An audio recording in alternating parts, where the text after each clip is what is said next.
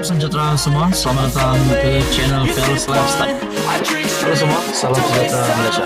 Salam sejahtera Malaysia. Halo semua, salam sejahtera Malaysia. Salam sejahtera Malaysia. Halo semua, salam sejahtera Malaysia.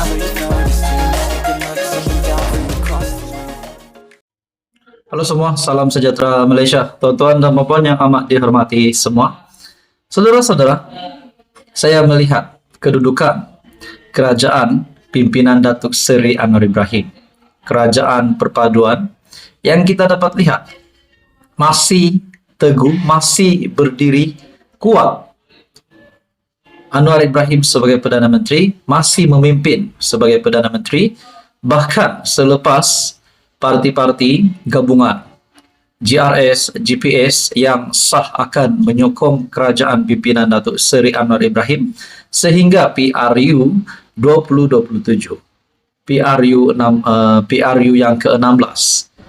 Tapi ramai pula yang kata, mungkin penyokong-penyokong Perikatan Nasional ataupun mana-manalah pihak-pihak yang menyokong PN yang berkata PN tidak lama lagi akan cukup kerusilah, PN akan jadi kerajaan. Ada juga kata formula yang sama akan digunakan selepas 5 MP bersatu, 5 MP Perikatan Nasional yang menyatakan sokongan terhadap kerajaan pimpinan Datuk Seri Anwar Ibrahim. Dan kononnya formula itu akan digunakan semula untuk tujuan yang sama, tetapi daripada kerajaan masuk pembangkang. Saudara-saudara, Raja Petra bin Raja Kamaruddin dalam entry Twitter mengatakan kerajaan Anwar lemah dan bertambah lemah. Saudara-saudara, adakah Anda menyokong apa yang dinyatakan oleh Raja Petra ini? Adakah apa yang dinyatakan oleh Raja Petra ini satu kenyataan yang kita boleh percaya? Adakah fakta di dalam kenyataan daripada RPK ini? Sebelum ini di dalam ruangan komen entry Twitter Raja Petra, ada yang kata Raja Petra takut balik Malaysia. Bahkan ada yang kata Raja Petra dah meninggal ke belum? Jawabannya belum. Saudara-saudara, ini pasti satu kenyataan Raja Petra yang mengundang banyak komen daripada rakyat Malaysia. Di dalam entry Twitter ini ada kata, jangan nanti kamu lemah jantung dan mampus. RPK, agak-agaklah bila balah datang kat kamu kerana jahil. Akhirnya Raja Petra pula terima komen begini. Di dalam ruangan komen yang lain juga berkata, lah kata kerajaan dah jatuh, hari ini kata kerajaan lemah pula, mana satu betul. Nah, betulkah PN dah cukup nombor? Kalau dah cukup nombor, buktikan, terangkan. Barulah jantan, baru berani. Tapi sehingga hari ini kita masih dapat tahu kerajaan pimpinan Datuk Seri Anwar Ibrahim masih kekal teguh. Ada yang kata di sini, kejap lemah, kejap dah jatuh. Mana satu Raja Petra ni? Tidak rasa berdosakah menipu walaun hari-hari? Saudara-saudara, apa komen Anda berkaitan dengan kenyataan Raja Petra ini? Ada pula kata sini, lemah pula. Bukan hari itu kata dah tumbang ke. Betul, yang makin lemah tuh haram. Kau yang lemah dan bebal.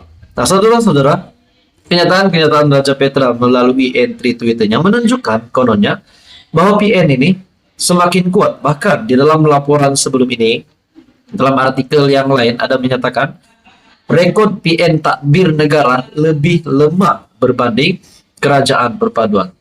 Sekarang sudah lebih setahun Datuk Seri Anwar Ibrahim memimpin kerajaan perpaduan sebagai Perdana Menteri Malaysia. Namun, kenapa kita dapat lihat semuanya semakin membangun dan semakin stabil? Kalau benar kerajaan pimpinan Datuk Seri Anwar Ibrahim ini teruk, kenapa sehingga hari ini masih berdiri? Apa komen Anda? Teruskan bersama di dalam channel ini. Untuk info yang seterusnya, mohon bantu channel ini dengan menekan butang like, share, dan subscribe. Halo semua, salam sejahtera Malaysia. Selamat datang ke channel Fels Lifestyle. Oke baik, saudara-saudara yang amat dihormati, tuan-tuan dan puan-puan. Saya nak tanya satu soalan. Adakah pengkhianat di mana saja di dalam luar negara, di dalam negara, ahli politik, pemimpin-pemimpin, bos-bos besar, ahli perniagaan, siapapun pengkhianat yang dicop sebagai pengkhianat. Apakah tindakan yang patut mereka terima? Mungkin pengkhianat kepada syarikat, pengkhianat kepada parti. Nah, saudara-saudara yang amat dihormati semua, saya tidak mau cakap siapa pengkhianat itu, tetapi mana-mana pengkhianat di seluruh Malaysia, tidak kira dalam politik, dalam perniagaan, sepatutnya menerima hukuman. Sepatutnya mereka ini dihukum supaya next time tidak akan lagi ada pengkhianat. Tuan-tuan dan puan, Menteri Ekonomi, Timbalan Presiden PKR, Rafizi Ramli dalam satu kenyataan. Beliau membuat kenyataan telah menyatakan bahwa ini adalah pengkhianat yang perlu dihukum. Persoalan yang bermain di pikiran ramai orang. Siapakah pengkhianat itu? Dan kalaupun pengkhianat ini perlu dihukum, adakah hukuman penjara? Berapa tahun? 10 tahun? 20 tahun? 50 tahun? Mungkin 100 tahun pula. Itu tak tahulah. Nah, bagaimana pula dengan Saman? Nah, saudara-saudara, tuan-tuan dan bapak, pendedahan Rafizi Ramli. Mungkin pendedahan ini bakal mengejutkan kepimpinan politik di Malaysia. Tidak kira daripada kerajaan, tidak kira daripada pembangkang Perikatan Nasional. Satu artikel daripada mykmu.net, pengkhianat perlu dihukum. Akta anti Alibaba bakal diperkenalkan. Undang-undang anti Alibaba yang akan diperkenalkan tidak lama lagi membolehkan tindakan diambil terhadap rakyat tempatan yang menyewakan lesen perniagaan kepada pekerja asing, kata Rafizi Ramli. Ini bukan berkaitan dengan mana-mana ahli politik, tidak berkaitan dengan Perikatan Nasional, tidak berkaitan dengan Pakatan Harapan ataupun mana-mana pemimpin politik di Malaysia. Sebab tidak dinyatakan di sini nama-nama mereka. Seterusnya di dalam artikel ini, Menteri Ekonomi berkata, situasi Alibaba yang didakwa semakin berleluasa itu berpunca akibat lambakan pekerja asing apabila negara terlalu bergantung kepada mereka, terutama bagi sektor 3D, kotor, bahaya, dan sukar. Bila pekerja asing dah ramai, orang kita pula pergi sewakan dan bagi lesen dengan cara Alibaba untuk mereka buat perniagaan, katanya di platform X. Akta anti Alibaba akan membolehkan tindakan diambil kepada rakyat Malaysia yang mengalibabakan lesen dan lain-lain kepada pekerja asing tanpa menepati syarat-syarat.